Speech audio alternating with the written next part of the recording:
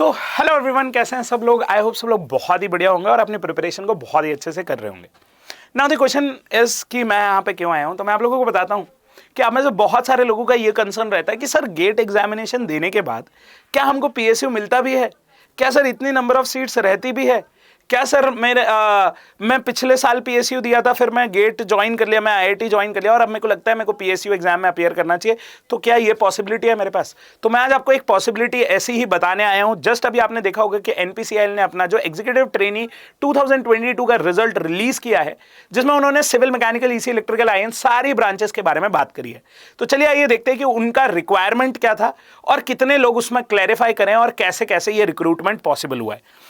तो देखो कि जरा यहाँ पे एनपीसीआईएल, जिसको हम लोग बोलते हैं nuclear power corporation of India limited, उनका ये जो आया था हमारा जो ये अगर देखोगे कि जो हमारे लिए एडवर्टीजमेंट आया था, ये कब आया था, 28/4 लास्ट डेट जो थी अप्लाई करने की, दैट इज 28/4/2022, मतलब गेट 22 के बाद आया था। ठीक है सर, ये बात हमारे समझ में आई। इन्होंने यहाँ पे बोला था कि जो भी आप लोगों के कैंडिडेट किस चीज पे शॉर्टलिस्ट होंगे, तो candidate will be shortlisted on personal interview. Personal interview से हम कैंडिडेट शॉर्टलिस्ट करेंगे, लेकिन और क्या क्या, on the basis of valid GATE score obtained in, GATE score card के थ्रू था ये graduate aptitude test in engineering. कौन कौन से गेट के लिए, गेट 20 के लिए, गेट 21 के लिए और गेट 22 के लिए। अगर आप गेट 20 में अच्छा परफॉर्म नहीं कर पाए थे, ठीक है, 21 में अच्छा परफॉर्म किए थे तो 21 के अकॉर्डिंग, लेकिन हो सकता है 20 में आपने अच्छा परफॉर्म किया, आपने सोचा कि और रैंक बढ़ाऊंगा और 21 में एग्जाम दिया और आपका रैंक डाउन हो गया, तो 20 का आपको स्कोर कार्ड कंसिडर किया जाएगा। तो 3 साल के कॉन्जिक्यूटिवली गेट स्कोर कार्ड को यहाँ पे वैल्यू दी गई है। सिमिलरली यहाँ पे एक और बात की गई है, तो उन्होंने बताया कि यहाँ पे नंबर ऑफ सीट्स कितनी अवेलेबल रहेगी। तो उन्होंने बताया कि करंट वैकेंसीज और बैकलॉग कोई भी नहीं था। यहाँ पे कुछ बैकलॉग्स यहाँ पे देखने को मिलेंगे एससी, एसटी, ओबीसी में। तो यहाँ पे टोटल देखोगे तो 88 सीट अनरिजर्व्ड के लिए थी, 21 सीट्स ईडब्ल्यूएस के लिए, 33 सीट एससी के लिए, 17 एसटी के लिए, तो एंड 59 फॉर ओबीसी। तो अगर आप यहाँ पे टोटल सीट देखोगे इंक्लूडिंग बैकलॉग, तो 225 सीट्स आप लोगों के पास यहाँ पे अवेलेबल थी। ठीक है, अब यहाँ पे अगर मैं बात करता हूँ ब्रांच वाइज, अगर मैं बात करता हूँ तो आप देखोगे यहाँ पे ब्रांच वाइज 34 सीट अनरिजर्व्ड, मतलब मैं टोटल बता देता हूँ कि यहाँ पे सिविल के लिए बात करता हूँ अगर, तो देखिए मैकेनिकल के लिए, मैकेनिकल के टोटल 87 सीट्स आपके पास अवेलेबल थी, है ना, including unreserved EWS, SC, ST, OBC में लाके।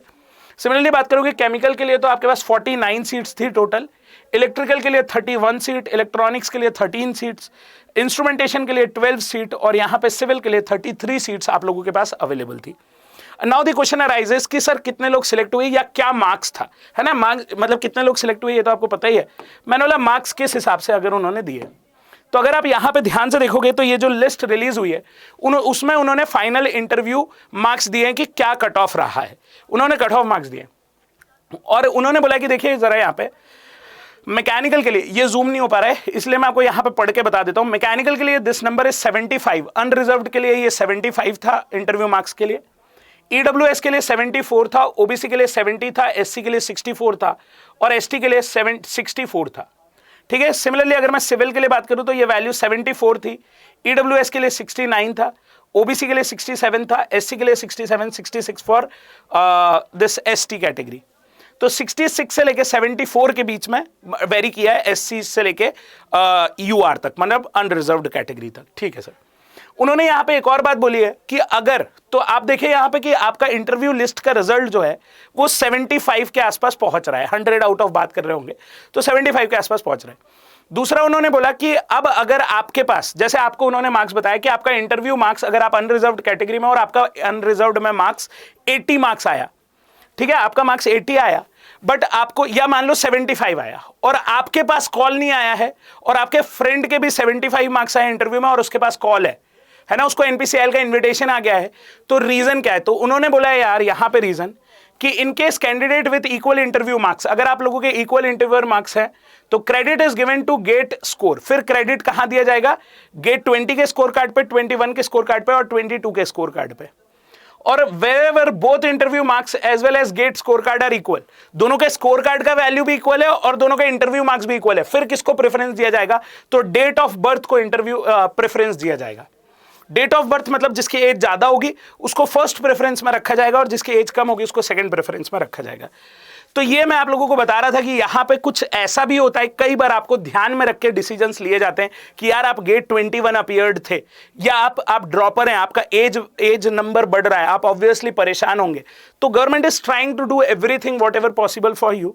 तो मैं आप लोगों को यही बताना चाहूंगा कि आप लोग अपना बेस्ट दीजिए, ठीक है। गेट से obviously there are lot more opportunities जो आप लोगों के लिए अवेलेबल है, तो किसी भी अपॉर्चुनिटी को मिस मत करिए।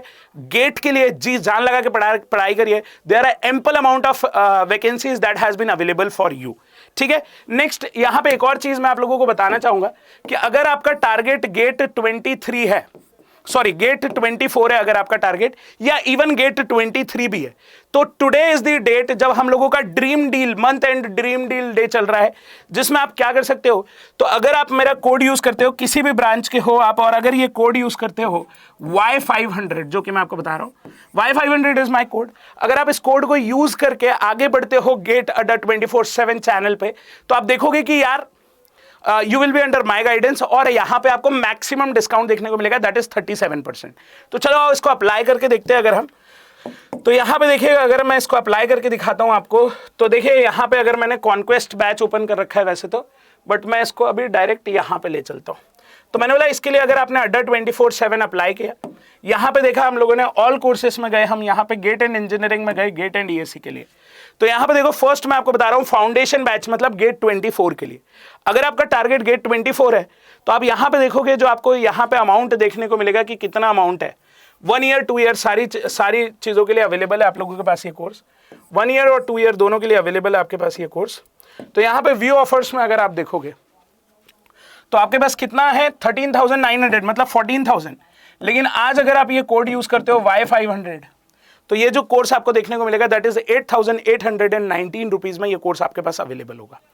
सिमिलरली अगर आप गेट 23 के लिए प्रिपेयर करना चाहते हो, सिमिलरली मैंने बोला अगर आप गेट 23 के लिए प्रिपेयर करना चाहते हो, तो ये गेट 23 के लिए कौन सा कोर्स अवेलेबल है आप लोगों के लिए, तो यहां पे कॉन्क्वेस्ट बैच आप लोगों के लिए available. Just give me a second,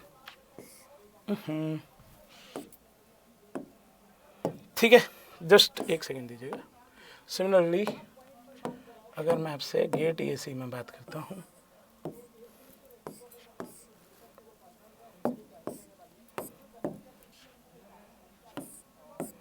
ठीक है, मैं आपको बता देता हूं कॉन्क्वेस्ट बैच गेट 23 के लिए आप जो कोड यूज कर रहे होगे वो कौन सा कोड यूज कर रहे होगे, तो मैंने आपको बताया कि आप जो कोड यूज कर रहे होगे वो Y500 इज द कोड, ठीक है। So you will get the 37% discount for today, ठीक है। तो अपने आप को रजिस्टर करो और अपनी जर्नी को स्टार्ट करो। Thank you everyone, thank you so much.